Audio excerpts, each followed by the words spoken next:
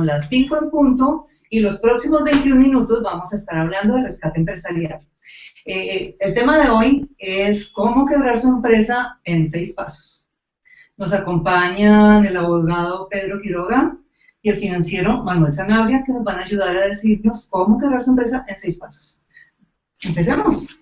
Bueno, es un tema muy común que en Colombia se creen empresas sin tener determinados conocimientos desde 3 vertientes que son fundamentales para establecer una empresa: la vertiente legal, la vertiente financiera y la vertiente del marketing, porque finalmente su empresa se va a constituir para vender productos o servicios, y eso es una de las partes más importantes.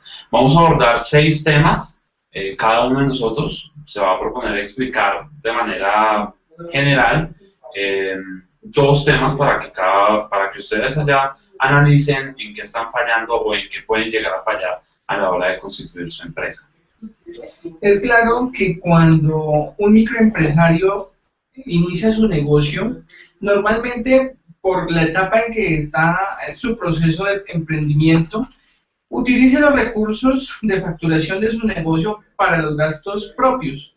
Es natural que cuando tú inicias este proyecto de vida que es ser empresario, tengas que facturar y valerte de esos ingresos que proporciona la labor empresarial para poder facilitar los pagos de los gastos de los niños, de los cónyuges, de los hermanos, los gastos personales, si todavía están estudiando. Generalmente estos ingresos que produce el negocio son asumidos como propios sin pensar que en un futuro vamos a poder tener dificultades en el momento de no diferenciarlos. O sea que, asumiendo el punto 1 sería cuál.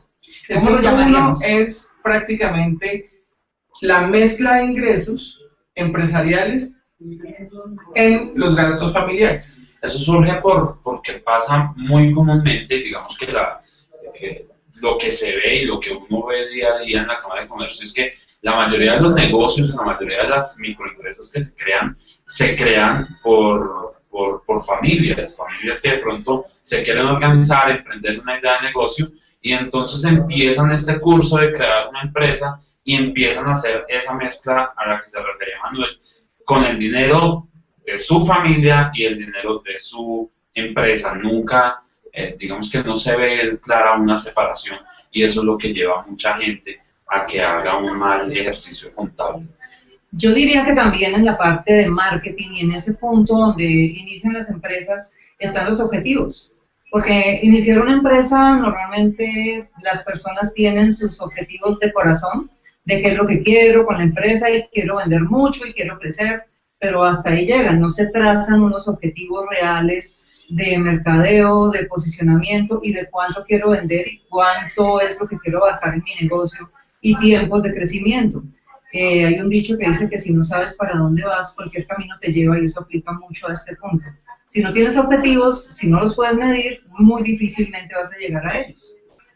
Eso está unido también en la planeación que se tiene como microempresario al iniciar la labor.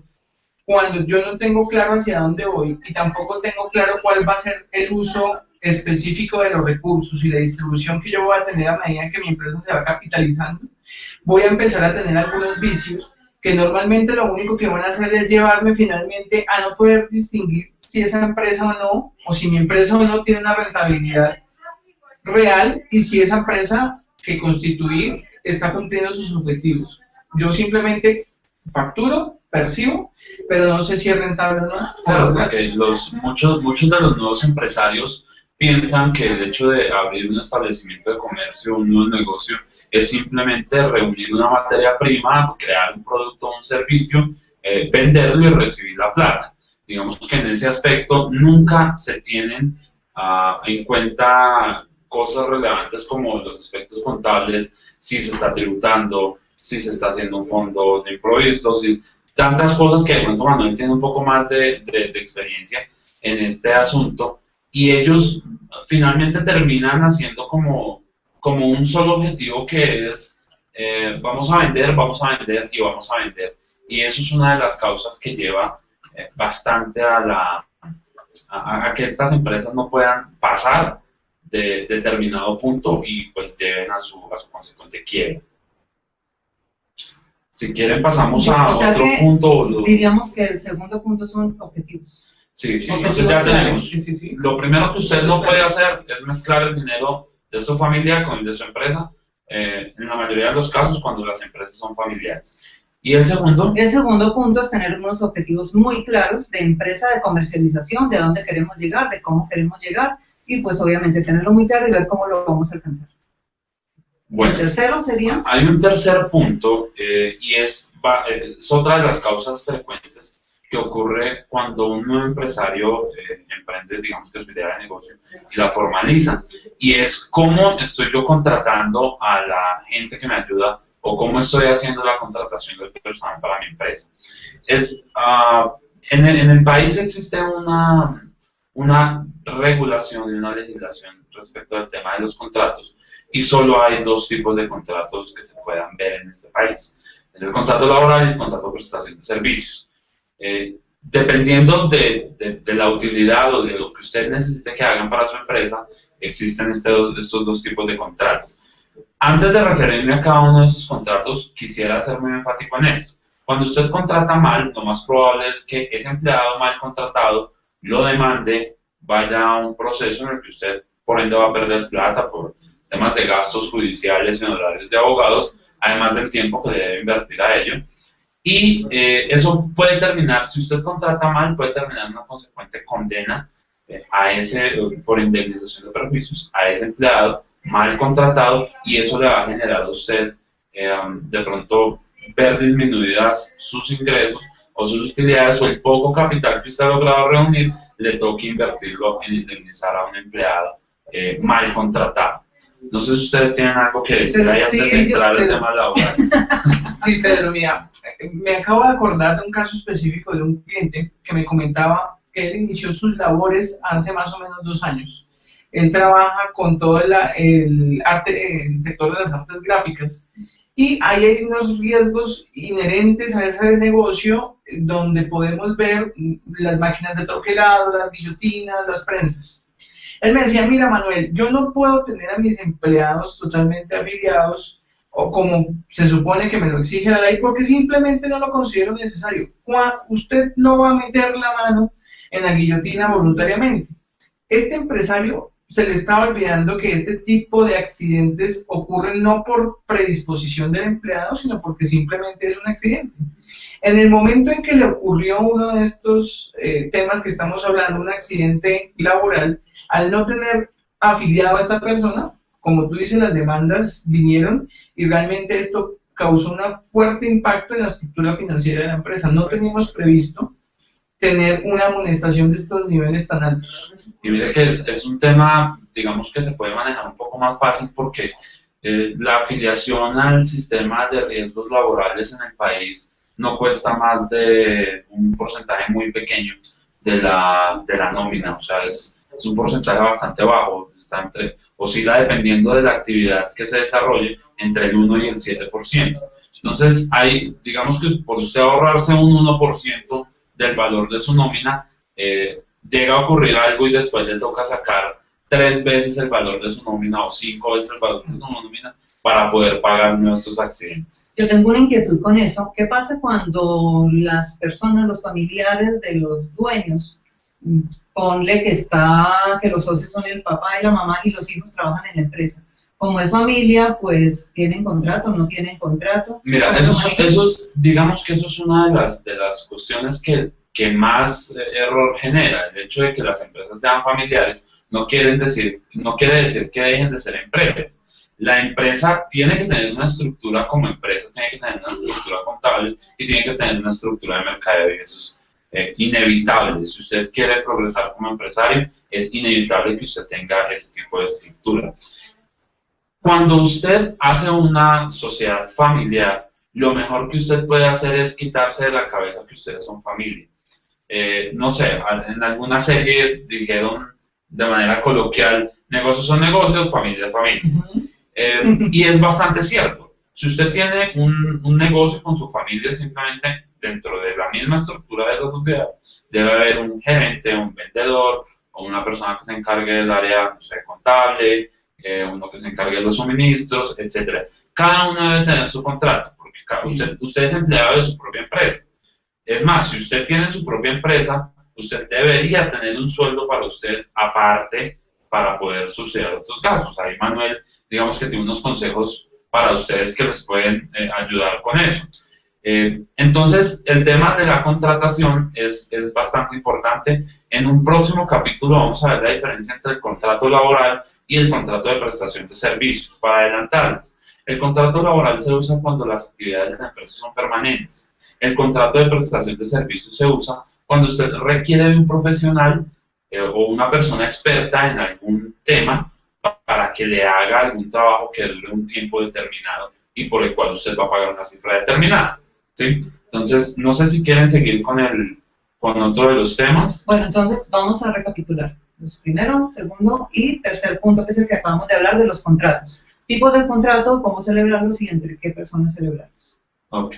¿Qué otro punto tenemos? Otro punto para que lleva a la empresa? quiebra un negocio, una microempresa, es cuando después de un largo ejercicio comercial, después de hacer un esfuerzo de producción, de venta, tenemos unos niveles de ingresos bastante amplios y buenos y optamos por pensar que los ingresos necesariamente, como ya los tenemos en el banco, los podemos utilizar en cualquier tipo de uso.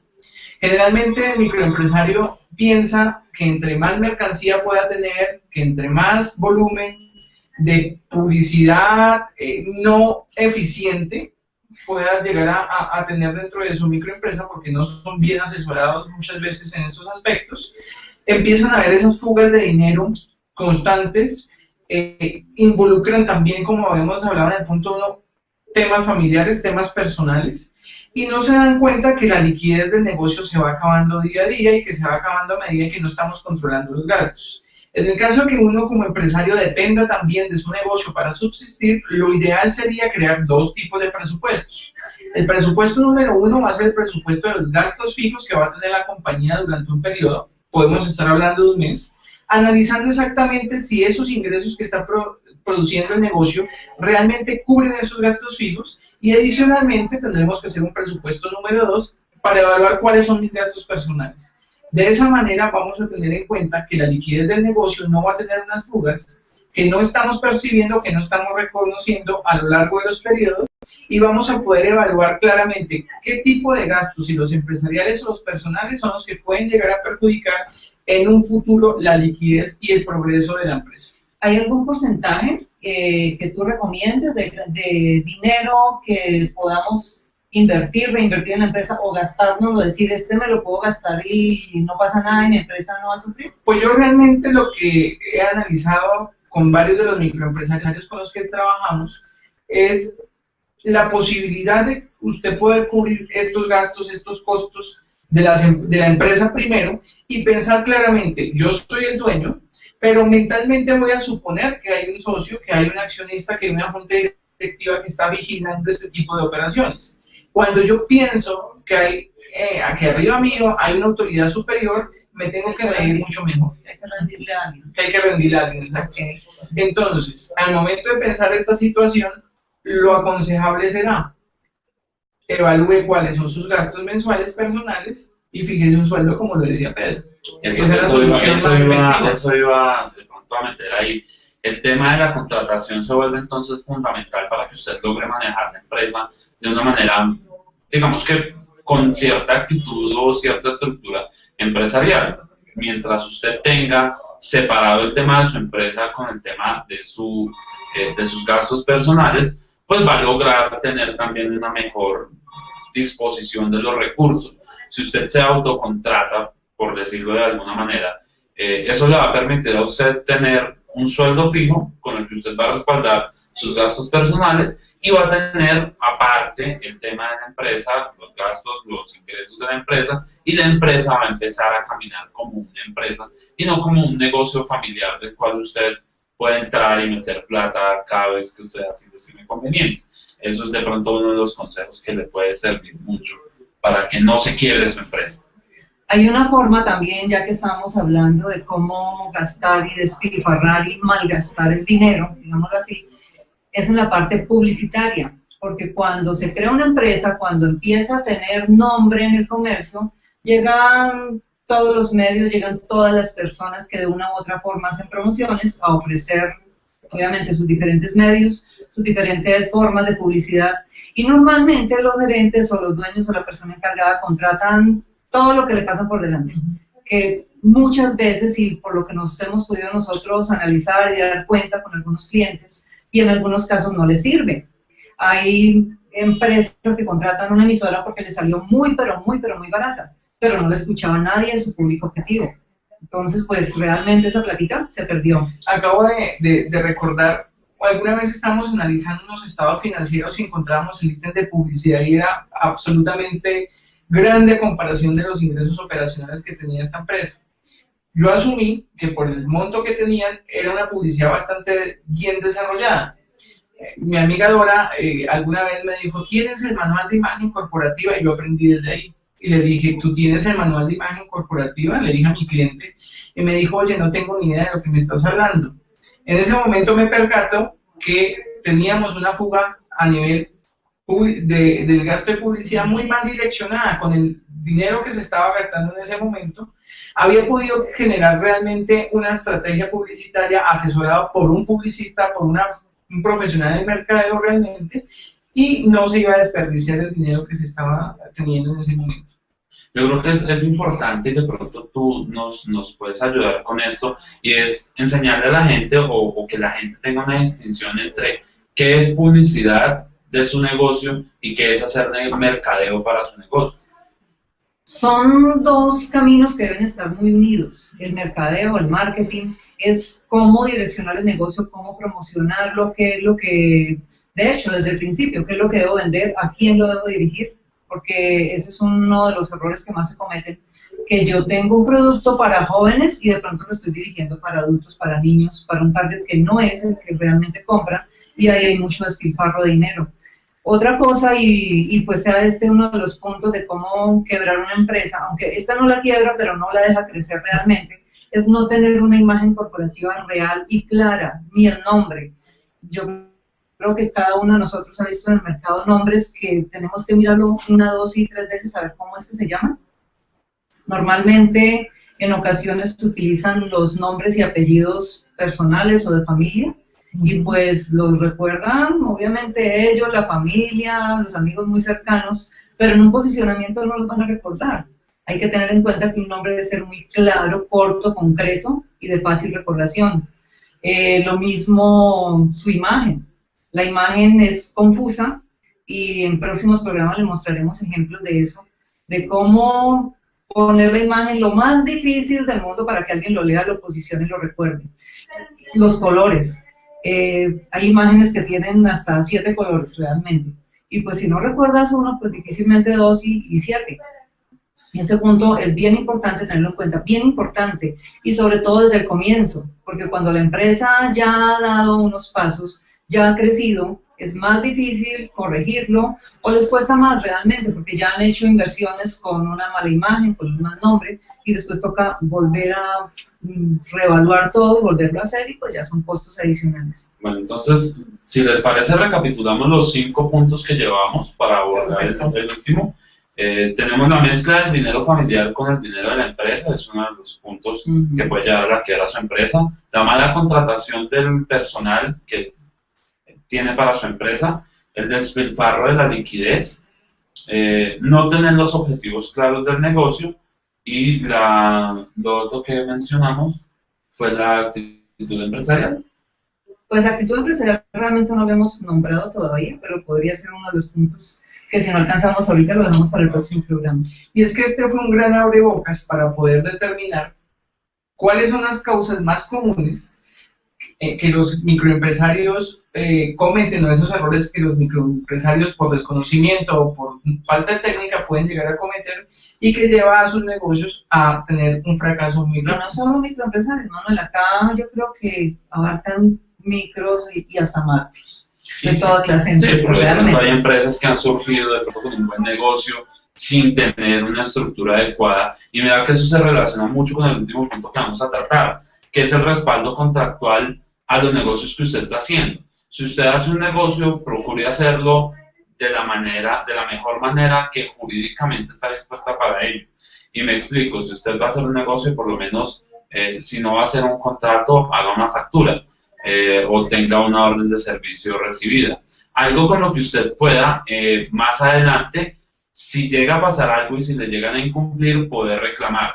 Se han visto casos de empresas que no, por no tener este respaldo contractual, han tenido que asumir ciertas pérdidas por llevar a cabo un negocio que al final no le pagaron. Entonces, pues ya tenemos los 6 puntos. Yo creo que, pues, si ustedes están interesados, nos pueden escribir. Tenemos todos los datos de correo. Mi correo es pquiroga@quirogabogados.co. El de ustedes, Manuel. gerencia@aim.asesoríasempresariales.com y gerencia@nacerpublicidad.com, nacer con S. Para el próximo programa vamos a cerrar un poquito más este tema y vamos a hablar de que ustedes y de que nosotros y de que ninguno se las sabe todas, ninguno tiene todo el conocimiento, necesitamos enfocarnos en nuestro negocio y tener asesores en lo que no es nuestro negocio. Muchas gracias y hasta dentro de 8 días. Hasta luego.